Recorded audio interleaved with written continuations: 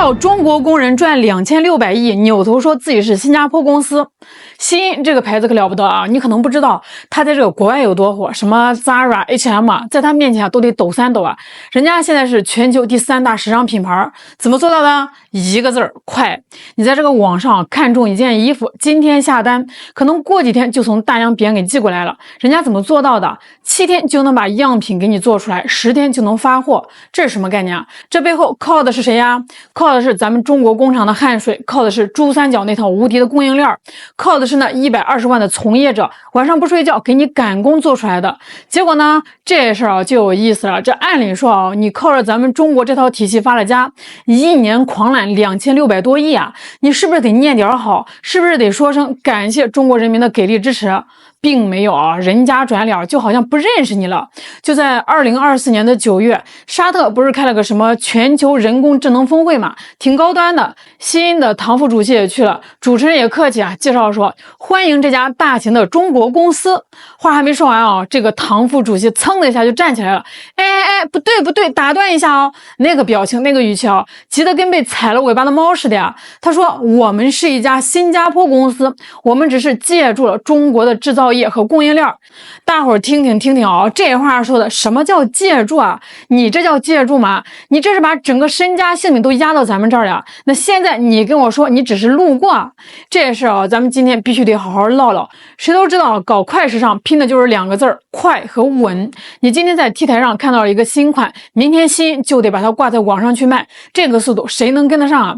你以为它的底气是来自新加坡那高大上的写字楼吗？是来自那些穿西装打领带的金融精英吗？拉倒吧，它的底气啊，全在咱们中国的土地上，在广州番禺那些咔咔响的缝纫机车间里，在新塘那个全世界都有名的牛仔城里，在长三角、宁波港、上海港那些排队等着出发的货轮里。这新因的创始人啊，他精明啊，他2012年左右就把主要的供应链中心挪到了广州。为啥呢？因为他知道全中国乃至于全世界，只有珠三角能玩得转他那套小单快反。我给大伙解释啥叫小单快反啊？这词啊听着挺专业的，其实特简单。你看啊，像 Zara 这种传统快时尚，它也快，但是它一次下单可能是一个款式1万件。新因不啊，新因是老板这款衣服先给我做100件，对你没听错啊，就100件。这工厂老板可能都懵了，100件我开机费都不够啊。但是新因说你先做，我挂到网上去卖。结果呢，这100件2个小时卖完了，新因立马一个电话打过来，老板加单再来500件，要快，明天就要。哎，你想想这种玩法，什么地方能接得住啊？你搁别的地方，你今天要100件衣服，老板说行啊，我先去进面料，那光等面料半个月过去了。但是在广州番禺啊就不一样了，那个地方的配套率啊能飙到95%以上。什么概念呢？那些面料厂、辅料厂啊，就像毛细血管一样啊，密密麻麻的铺满了整个地区。还有那个新塘牛仔城，那更是夸张啊！据说高峰期啊，80%的厂子都在给新因干活啊。一条牛仔裤从1块布到裁剪、缝制、水洗、打磨，最快24小时就能给你搞定。这个效率、这个速度啊，放眼全球谁能比啊？就连物流啊都给你算得死死的。上海港、宁波港的货轮装满了新因的箱子，呜呜开船，几天就怼到海外仓去了。这个速度啊，比你从东南亚那些国家发货愣是快了整整1个礼拜。那光广州一个地方啊，就有3000多家工厂给新因供货，番禺一个区就占了500多家。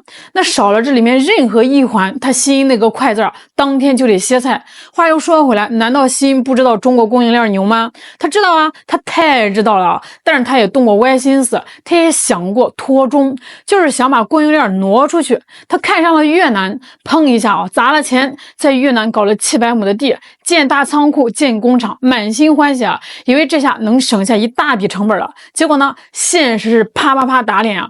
到了越南才发现啊，那个地方啊，3天2头给你停电。你这边机器刚开工，工人刚上手，哎，黑了，没电了呀！这1年下来，光停工啊就有12次，急得老板跳脚。据说啊，就因为这停电，直接黄了2亿美元的订单。2亿美元啊，这还不是最头疼的。那最头疼的是啥呢？次品率。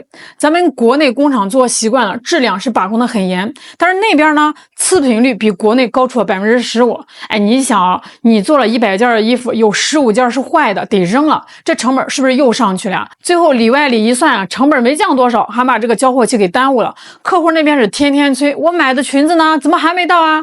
那个时候啊，西音就该明白了，中国这套小单快返的玩法不是你砸钱就能复制的，这不是盖个厂房买几台机器的事儿。东南亚那些工厂呢，你让他调个货，可能都得等10几天，一个订单周期啊，至少得30天起步，跟咱们国内这个7天出样10天发货比啊，那差的可不是一星半点啊。可惜哦，人家就是不记好，他踩着咱们中国供应链的肩膀，吭哧吭哧爬到了全球第3的地位，一站稳呢，转头就把中国基因这4个字给当成累赘了，嫌弃了。为啥那个唐副主席在沙特那么急着撇清关系啊，非要喊着自己是新加坡公司？这个事儿啊，其实说白了就是又想当啥又想立啥。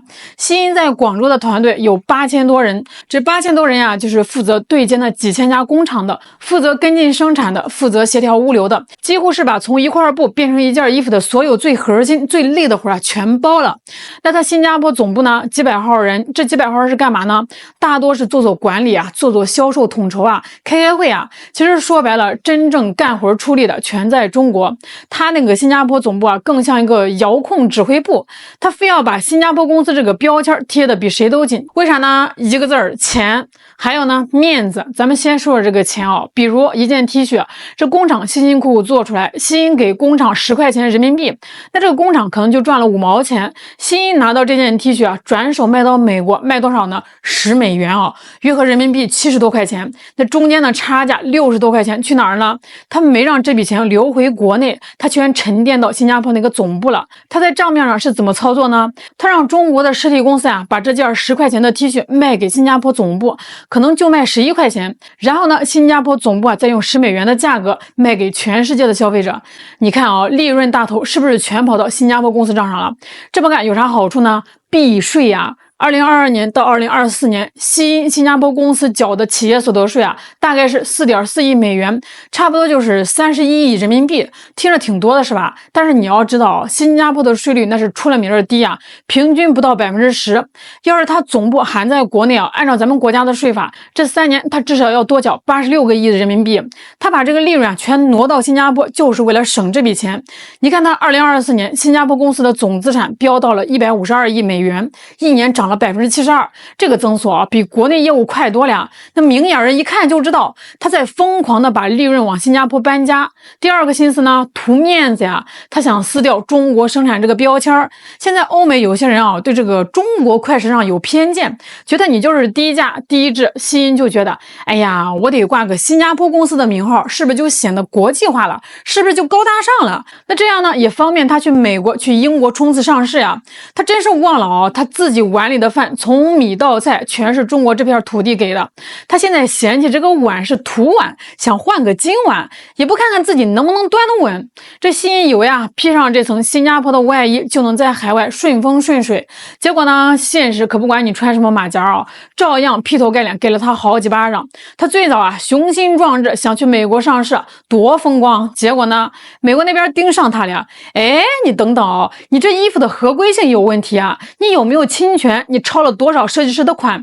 你工厂的劳工问题怎么说？你环保达不达标？那一个个问题啊，全成了拦路虎。美国的上市计划黄了。那美国不行，咱去英国呀，伦敦老牌金融中心了。转头刚瞄准英国，又被媒体给扒了。英国媒体发现啊，他那个英国分公司把84%的营收啊，都以采购成本的名义转回给新加坡总部了。啥意思呢？就是他在英国卖了100块钱，立马说啊，我这衣服是花了84块钱从新加坡总部买的，最后在英国账面上就只剩下16块的利润了。